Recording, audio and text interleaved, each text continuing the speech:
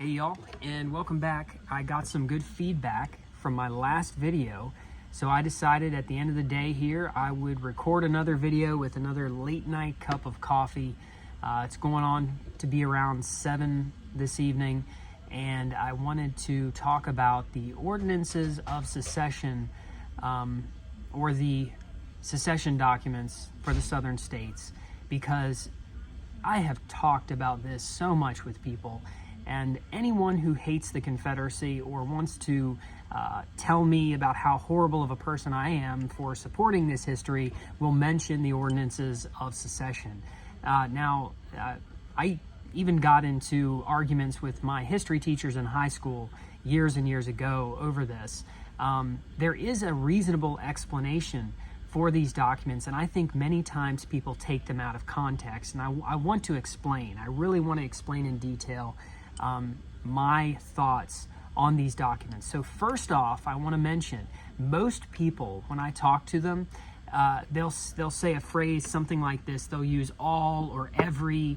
They'll say all the states say slavery. It was all about slavery. Every state mentioned slavery. That's incorrect. So out of the dozen states which seceded, only a handful mention the subject of slavery within their secession documents. And there's a reasonable explanation as to why they mention slavery in these documents. And I just want to start with South Carolina.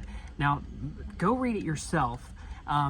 In South Carolina's Ordinance of Secession, or their long explanation to why they seceded, by the way, there are a couple documents. There's Robert Rhett's An Address to the People of South Carolina, and there is also the Ordinance of Secession for South Carolina too. So I'm speaking of the Ordinance of Secession for South Carolina. If you read the entire thing, they mention a variety of issues as to why they're seceding, but specifically concerning the institution of slavery. South Carolina was making the case that they were no longer required to be held within a union where the other party was not keeping their end of the agreement. That's concerning runaway slaves. South Carolina, say a slave ran away out of the state of South Carolina and they went up north. Quite oftentimes, the slave that was running away was running from justice. Most people think they were running away so they could, get freedom. Some were, but a lot were running away because they had done something really bad that they were, that could get them in serious trouble, like murdering somebody, murdering another slave, hurting someone. So a lot of times they were running from justice. But either way, under the law, under the Constitution of the time, South Carolina said, you have to return those slaves because it's the law.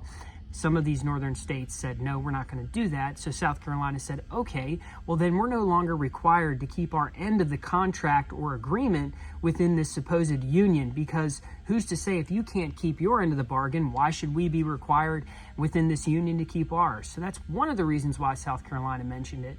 Another reason was the election of Abraham Lincoln. Now you need to put it into context and understand that at that time, there were a radical band of people up north called the Abolitionist movement, and they were different than people who were anti-slavery. No, the abolitionists were radicals. They were people like John Brown.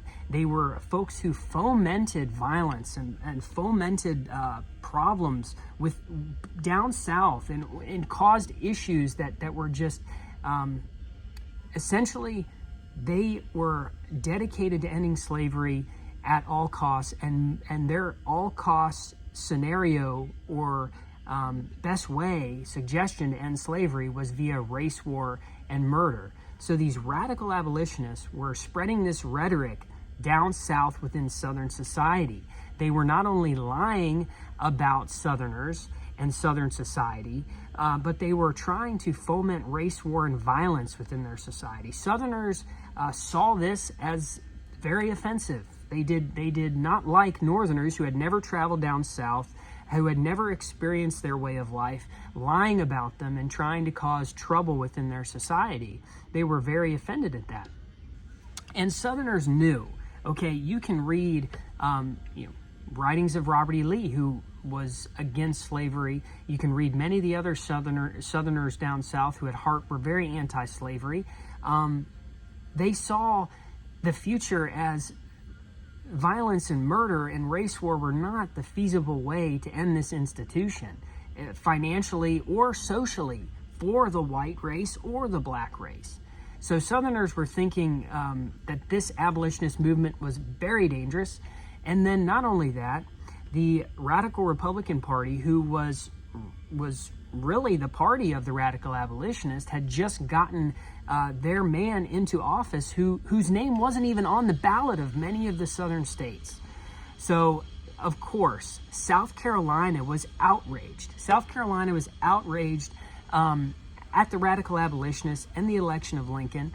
And so they said, okay, we're done. And here's our list of reasons why. So in the context of all of that history, you can see why South Carolina would mention within their documents of secession that they want to break away. They wanted to peacefully break away. They never wanted war. So that's one thing. Now, like I said, a handful of states mention the issue of slavery within this context, but also consider Virginia. So Virginia was what? Let me look back here. I got my flags back here. 1, 2, 3, 4, 5, 6, 7, 8. It was the 8th state to secede. I know, guys, I should know that off the top of my head, but it left my brain. I do usually know that fact and that point. They were the 8th state to secede. Now, they held multiple votes for secession, and with their first vote of secession, they voted to remain in the Union. Virginia was a very strong Union state. Robert E. Lee was a very pro-Union man. He struggled greatly with the decision to follow his home state within secession. But the first vote, Virginia decided to stay within the Union. So all the other slave states had gone away. Virginia, the slave state, decided to stay within the Union, even with the election of Abraham Lincoln. It wasn't until Lincoln called for 75,000 troops to invade the South that Virginia said, yeah, we're not providing troops for your war because your war is unconstitutional. This is wrong. We're not raising our sword against our brothers. We're going to stand with the Confederacy. So obviously they went along. So, I mean, did Virginia secede because of slavery? Because they don't mention that in their documents. And with, considering both of their votes of secession, I mean, it kind of says they seceded for other reasons. So can these sovereign states secede based on their own preferences or whatnot? I don't know. You decide. But I just wanted to give you some context and some deeper understanding on the explanation to why slavery is mentioned in these few documents. And I would also recommend, please read South Carolina's document, An Address to the People of South Carolina by Robert Rhett. It's going to talk about some of the other issues as well, talking about sectional divide, talking about the tariffs and taxes that were burdensome on the South. So read it for yourself, go research. It's some good stuff to know, and I definitely recommend it. So thanks for watching this video, and I hope you all have a good rest of your evening. Thank you.